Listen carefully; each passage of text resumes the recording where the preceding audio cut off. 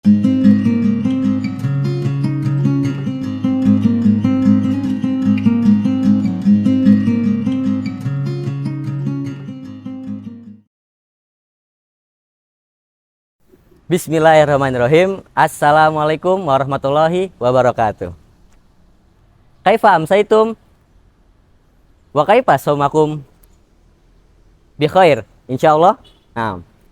Innal hamdalillah nahmaduhu wa nasta'inuhu wa nastaghfiruh wa na'udzu billahi min syururi anfusina wa min sayyiati a'malina may yahdihillahu fala mudhillalah wa may yudlilhu fala hadiyalah. Amma ba'du. Sastra. Bicara tentang sastra, mungkin sudah tidak asing di telinga kita. Betul? Betul.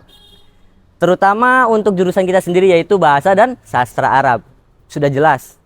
Sastra merupakan salah satu kajian yang mungkin bisa dikatakan wajib untuk kita pelajari. Bicara tentang sastra, ada sastra dan ada juga ilmu sastra. Dua hal ini sama akan tetapi teori atau pengkajiannya itu berbeda. Dan penjabarannya sudah ada di kultum hari pertama. Ya, sebelum lanjut kepada materi kultum yang ingin saya bawakan, yang ingin saya jelaskan untuk sore hari ini menjelang buka puasa kalian adalah pendekatan pragmatik. Sebelum masuk ke penjelasan pendekatan pragmatik, yang perlu kita ketahui, pragmatik adalah berasal dari kata pragma, dari bahasa Yunani yang berarti tindakan atau action. Kajian pragmatik sendiri langsung terkait kepada fungsi utama dari bahasa, yaitu sebagai alat komunikasi.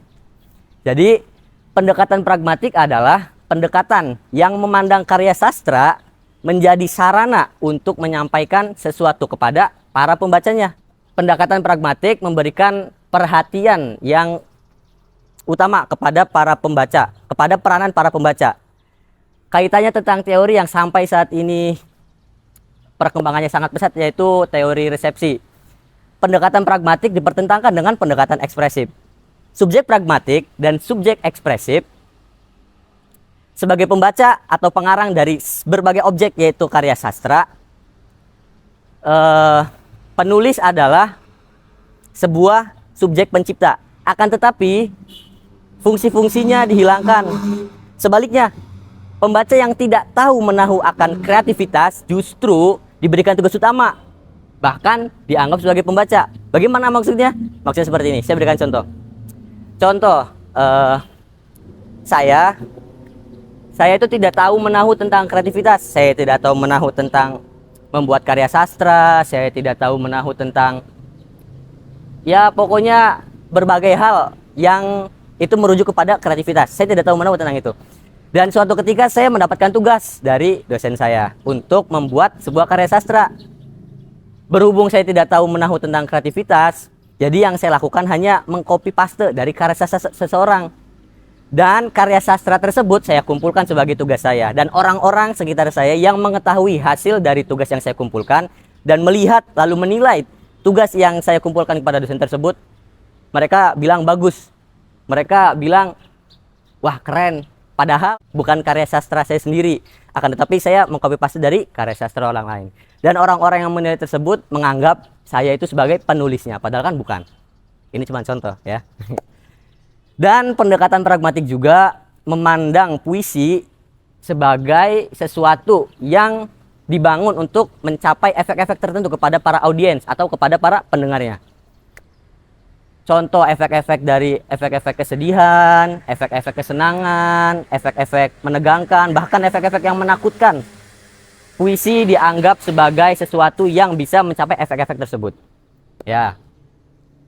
Pendekatan ini juga menekankan strategi estetik untuk menarik para pendengarnya atau para audiens tentang masalah yang dikemukakan di dalam puisi tersebut. Dua pendengar yang sedang mendengarkan satu objek yang sama, maksudnya satu puisi yang sama, mereka berdua itu bisa mendapatkan ajaran-ajaran atau efek-efek yang berbeda dari satu objek puisi tersebut.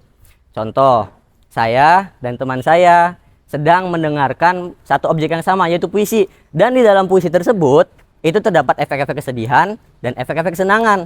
maksud dari dua pembaca, dua pendengar yang bisa mendapatkan efek-efek atau nilai-nilai yang berbeda dari satu puisi tersebut. Jadi di dalam puisi itu ada dua efek, dan saya dan teman saya itu merasakan feel-nya yang berbeda. Maksudnya rasanya yang berbeda. Saya mendengarkan puisi tersebut dan saya mendapatkan feel tentang kesedihannya. Akan tetapi teman saya yang satunya mendapatkan rasa tentang kesenangannya. Ya, mungkin cukup segitu. Ya, sedikit penjabaran tentang pendekatan pragmatik kepada sastra yang bisa saya bawakan. Atubul afwa min jamil khoti'ati wal asrat wa inzilati lisan. Awalan wa akhiron, dohiron wa batinan. Ungdur makola wala tangdur mankola. Syukron. Assalamualaikum warahmatullahi wabarakatuh.